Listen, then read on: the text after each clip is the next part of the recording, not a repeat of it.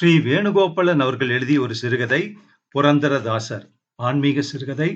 ஒரு நிஜ வாழ்க்கையை அடிப்படையா வச்சு இந்த கதை எழுதியிருக்காரு. புரந்தரதாசர் பத்தி நம்ம நிறைய கேள்விப்பட்டிருக்கோம். அவருடைய பாடல்கள் எல்லாம் படிச்சிருக்கோம். மிக சிறந்த புலவர். நிறைய கீர்த்தனைகள் எழுதியிருக்காருன்னு சொல்லுவாங்க. ஸோ அவர் சம்பந்தப்பட்ட ஒரு கதை தான் புரந்தரதாசர். கேட்கலாமா? ஐயா, என் பையனுக்கு பூணூல் போட வேண்டும். தயவு செய்து ஏதாவது உதவி செய்யுங்கள் என்று குரல் கேட்டது. நகைக்கடை வாசலில் அந்த வயோதிக அந்தணர் நின்று கொண்டிருந்தார். பரம ஏழை. கந்தல் வேட்டி, கூடு கட்டிய மார்பு, முகத்தில் 1 மாத வளர்ச்சி, கையும் காலும் வெறும் ஈர்க்குச்சிகள். பார்ப்பதற்கு அருவருப்பாக இருந்தார். நகைக்கடை முதலாளி திண்டு மெத்தையில் சாய்ந்திருந்தான். கையிலும் காதிலும் வைரங்கள் ஜொலித்தன. கழுத்தில் தங்கச் சங்கிலி. தேகம் முழுதும் பொன் மினுமினுப்பு. போயா போ, வெள்ளிக்கிழமை அதுவுமா? போ, நாளைக்கு வாயா என்றான் முதலாளி. முதலாளியின் பெயர் ஸ்ரீனிவாசன். கஞ்சன் என்றால் மகா கஞ்சன். அவருடைய கருமித்தனம் பிரசித்தி பெற்றது. சிறு வயதிலிருந்தே வளர்ந்தது அது. காசை கண்டால் ஆசை, பொன்னை கண்டால் மோகம். ஒரு செப்பு காசு வீணடிக்க மாட்டார். மறுநாள் அதே நேரம் வாசலில் அதே வயோதிகர் வந்து நின்றார். ஏன் பெரியவரே, சனிக்கிழமை அன்னைக்கு யாராவது தர்மம் பண்ணுவாங்களா? போம் போம், நாளைக்கு வாரும் என்று சொல்லி அனுப்பினார். மறுநாள் அதே நேரம் வயோதிகர் திரும்பி வந்தார். இன்னைக்கு ஞாயிற்றுக்கிழமை சுவாமி, சூரிய பகவானுக்கு ஆகாது, நாளைக்கு வாரும் என்றார் சீனிவாசன். அடுத்த நாள் அதே நேரம் வயோதிகர் அங்கே தென்பட அன்றைக்கு ஒரு காரணத்தை காட்டி மறுநாள் வரச் சொன்னார். மறுநாள் வர அதற்கும் காரணம் கற்பித்து அதற்கு மறுநாள் வரச் சொல்ல, இப்படி மறுநாள் மறுநாள் என்று 6 மாதங்கள் ஓடிவிட்டது. வயோதிகரும் விடாது வந்து கொண்டிருந்தார். அவரது பொறுமை ரொம்ப ஆச்சரியமாக இருந்தது. நகைக்கடை ஸ்ரீனிவாசனின் மனம் தளரவே இல்லை. வயோதிகர் தினம் தினம் வர ஸ்ரீனிவாசனுக்கு வீம்புதான் கூடியது. கூசாமல் மறுநாள் வா என்று சொல்லிக்கொண்டே இருந்தார். ஸ்ரீனிவாசன் புரந்தரக்காடு என்ற ஊரில் பிறந்தவன். பூனாவிலிருந்து 18 மைலில் இருக்கிறது இந்த ஊர். தந்தை பெயர் வரதப்ப நாயகர், தாய் பெயர் கமலாதேவி. இவர்களுக்கு வெகு நாட்கள் குழந்தை பிறக்காமல் பிரார்த்தனை செய்து திருப்பதி யாத்திரை போய் தவம் செய்து பெற்ற குழந்தைதான் இந்த ஸ்ரீனிவாசன்.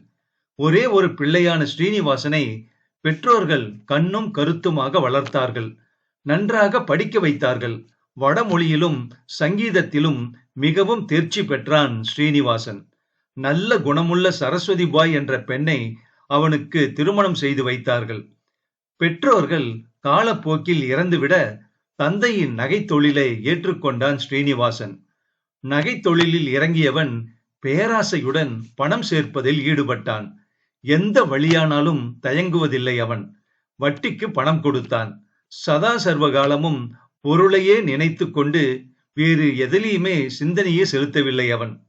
பணம் அவருக்கு பல கோடி சேர்ந்ததால் அவரை நவகோடி நாராயணன் என்று அழைத்தார்கள் ஊரில். அவர் மனைவி சரஸ்வதி பாய் தர்ம சிந்தனை உள்ளவள். ஆனால் அவள் ஏதாவது தர்மம் செய்ய விரும்பினால் கூட அதை உடனே தடுத்து நிறுத்துவார் அவர். கோவிலுக்கு என்று அவள் ஏதாவது செலவழிக்க விரும்பினாலும் அதையும் உடனே தடுத்து நிறுத்தி விடுவார். 6 மாதம் சீனிவாசனிடம் தர்மம் கேட்டு நடையாக நடந்த வயோதிகர் கடைசியில் அழுத்து விட்டார்.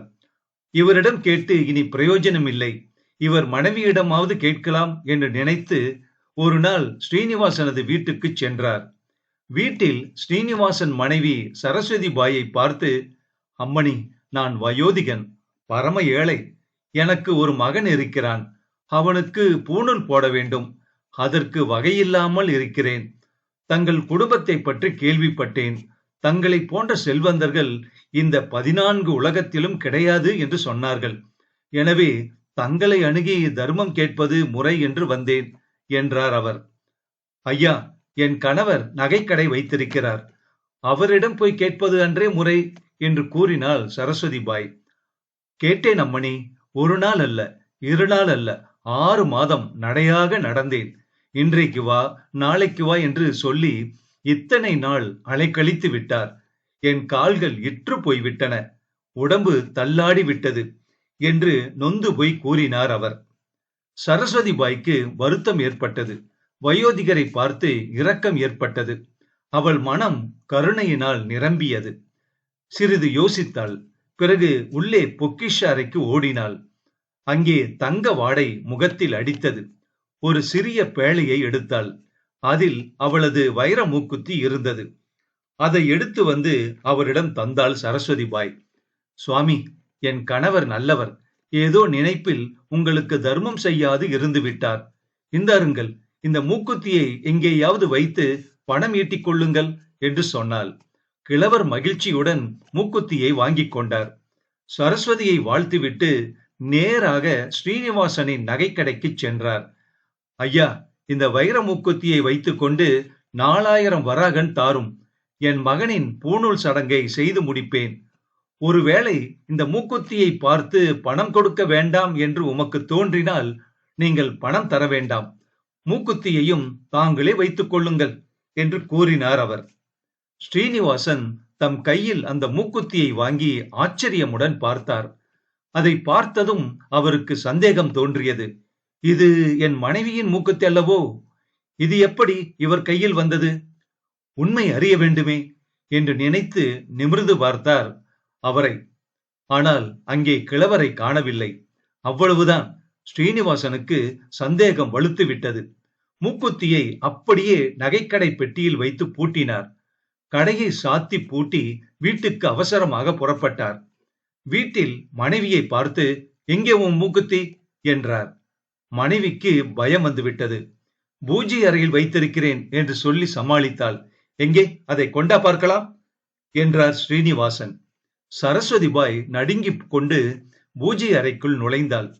மூக்குத்தி இல்லாவிட்டால் அவள் கணவர் எப்படி மாறுவார் என்று அவளுக்கு தெரியும். நிச்சயம் நைய புடைந்து வீட்டை விட்டே துரத்துவார். அவ்வளவு நகைமோகம் அவருக்கு. இனி உண்மையை மறைக்கவும் வழியில்லை. ஆகவே யோசித்து உள்ளே சென்று விஷ இலைகளை கொணர்ந்து அவசரமாக சாறு எடுத்தாள். திண்மையான விஷம் உற்பத்தியாயிற்று. அதை ஒரு பாத்திரத்தில் ஊற்றி குடிப்பதற்காக வாய் வரை தூக்கினாள். அப்போது கிளுகிளு என்று பாத்திரத்தில் ஒரு சத்தம் கேட்டது. சட்டென்று குடிப்பதை நிறுத்தி பாத்திரத்தில் விரலை விட்டு துளாவினாள். உள்ளே ஏதோ நெருட அதை வெளியில் எடுத்தாள். அது வைர மூக்குத்தி என்று தெரிந்ததும் அவளுடைய கண்கள் அதிசயத்தில் மலர்ந்தன. கடவுளின் செயல் இது என்று கருதி அவருக்கு நன்றி சொல்லிவிட்டு வெளியே வந்தாள். ஸ்ரீனிவாசனை பார்த்து, இந்தாருங்கள் உங்கள் மூக்குத்தி என்று கொடுத்தாள். ஸ்ரீனிவாசனுக்கு தன் கண்களையே நம்ப முடியவில்லை. மூக்குத்தி மட்டுமில்ல, எல்லா நகைகளையும் நீங்களே வைத்துக் கொள்ளுங்கள். செத்த பிறகு இவைகளை கொண்டு போகவா போகிறோம்? சி என்று சொல்லி நகைகள் எல்லாவற்றையும் கலற்றி அவர் முன்னால் எறிந்தாள் அவள். ஸ்ரீனிவாசன் உடனே, சரஸ்வதி, இதெல்லாம் என்ன என்று கேட்கும் போது அவள் நடந்ததை எல்லாம் கூறி, என் விட்டலர் என்னை காப்பாற்றினார். இனி அவர்தான் என் ஒரே கதி. உங்கள் நகைகளை நீங்களே வைத்துக் கொண்டு அழுங்கள் என்று கூறினாள் கோபமாக. ஸ்ரீனிவாசன் உடனே எழுந்தார். இன்னும் நம்பிக்கை இல்லை அவருக்கு. நேராக கடைக்கு ஓடினார். நகைப்பெட்டியை எடுத்தார். அதை பரபரப்போடு திறந்து பார்க்க உள்ளே அந்த மூக்குத்தியை காணவில்லை. உடனே வீட்டுக்கு ஓடோடி வந்தார். சரஸ்வதி, இது என்ன அதிசயம்? கடையில் மூக்குத்தி இல்லையே என்று கத்தினான். பார்த்தீர்களா, அந்த கிழவர் நமது பாண்டுரங்கனேதான் என்று கூறினாள் சரஸ்வதி. ஸ்ரீனிவாசனுக்கு மனம் கரைந்தது. உடம்பு நடுங்கியது. கண்ணீர் ஆராய் பெருக, சுவாமி, தாங்களா என்னிடம் பிச்சைக்கு வந்தீர்கள்? ஐயோ, தங்களை அவமதித்து விட்டேனே என்று மனமுருக பிரார்த்தனை செய்தார். பிறகு கணவனும் மனைவியும் கிழவர் வந்து நின்ற இடத்திலேயே அமர்ந்து 3 நாட்கள் எதுவும் சாப்பிடாமல் விட்டலரின் தியானத்திலேயே இருந்தார்கள். அவர்களது சிரத்தையை கண்டு 3ஆம் நாள் விட்டலர் அவர்கள் முன்னால் தோன்றினார். மனைவி சரஸ்வதியின் கண்களுக்கு மட்டுமே தெரிந்தார். சரஸ்வதி, உன் கண்களுக்கு மட்டும்தான் நாம் புலப்படுவோம். உன் கணவர் எப்போது எல்லாவற்றையும் துறந்து கடவுள் தாசர் ஆகிறாரோ அப்போதுதான் நமது தரிசனம் கிடைக்கும் என்று அருளினார். ஸ்ரீனிவாசனுக்கு விட்டலரின் குரல் மட்டுமே கேட்டது. ஆனால் அவரை பார்க்க முடியவில்லையே என்று மிகவும் வருந்தினார். மறுநாள் தமது பொருட்களை எல்லாம் தான தருமங்களில் செலவு செய்தார். எல்லாவற்றையும் துறந்த பிறகு தமது மனைவி 4 குழந்தைகளுடன் இறைவனை தேடுவதில் தீவிரமாக இறங்கினார். ஊர் ஊராக செல்ல ஆரம்பித்தார். ஹம்பியில் சுவாமி வியாசராயர் என்பவரை சந்தித்தார். அவரது அனுகிரகத்தால் துறவு கோலம் பூண்டார். பொருள் சேர்க்காதே, யாரிடமும் எதுவும் வாங்காதே, கடவுள் அருளில் கிடைப்பதை மட்டும் ஏற்றுக்கொள் என்று கூறினார் குரு. ஸ்ரீனிவாசனுக்கு துளசி, சதங்கை, சிப்லா கட்டை, தம்புரா 4ம் நல்கி புரந்தரதாசர் என்ற துறவு பெயரையும் அருள் கூர்ந்து வழங்கினார். புரந்தரதாசர் தமது இனிய குரலால் கடவுளை பாடி எங்கும் யாத்திரை செய்தார். ஆயிரக்கணக்கில் அவர் இயற்றிய கீர்த்தனைகள் மக்களால் பெரிதும் போற்றப்பட்டன. அவரது கீர்த்தனைகள் பிற்காலத்தில் தியாகராஜரை பெரிதும் கவர்ந்தது. அவரையும் அவ்விதமே பாட வைத்தது. அவர் பாடல்கள் நாட்டையே உன்மத்தம் கொள்ளச் செய்தன. இன்றும் அந்த பாடல்கள் நம்மிடையே வழங்கி வருகின்றன. கச்சேரிகளில் அவைகளை பாடாதவர்களே இருக்க முடியாது. புரந்தரதாசர் கடைசியில் விஜய விட்டலர் சந்நிதியில் மெய்மறந்து பாடும்போது இறைவனுடன் இரண்டரக் கலந்தார். அவர் வாழ்ந்தது 15ஆம் நூற்றாண்டு. புரந்தரதாசர் சிறுகதை முற்றும். இந்த கதை மங்கையர் மலர் இதழ்ல ஆகஸ்ட் 1981 வெளியான ஒரு அருமையான ஒரு நிஜ சிறுகதை. நிறைய ஆன்மீக ஸ்தலங்கள்ல புரந்தரதாசர் புகைப்படத்தை நாம பார்த்திருப்போம். கையில தம்பூரா இருக்கும். அப்புறம் இன்னொரு கையில பாத்தீங்கன்னா அந்த கட்டை இருக்கும். சிப்லா கட்டைன்னு சொல்லுவாங்க. அது கட்டை இருக்கும். புரந்தர நாடுங்கிறதுல பிறந்தாரு. அதனால கடவுளுடைய தாசராவே ஆனதுனால அவருக்கு புரந்தரதாசர்னே பேர் வந்துச்சு. நிறைய பாடல்கள், கீர்த்தனைகள் பாடியிருக்காரு. இந்த பக்தியில தான் அவரு தியாகராஜரே நிறைய கீர்த்தனைகள் இயற்றி பாடினாருங்கிறது நாம் இந்த கதை மூலமா தெரிஞ்சுக்கலாம். ஏற்கனவே நிறைய பேத்துக்கு இந்த கதை தெரிஞ்சிருக்கலாம். உங்க அபிப்பிராயத்தை பதிவு பண்றீங்களா?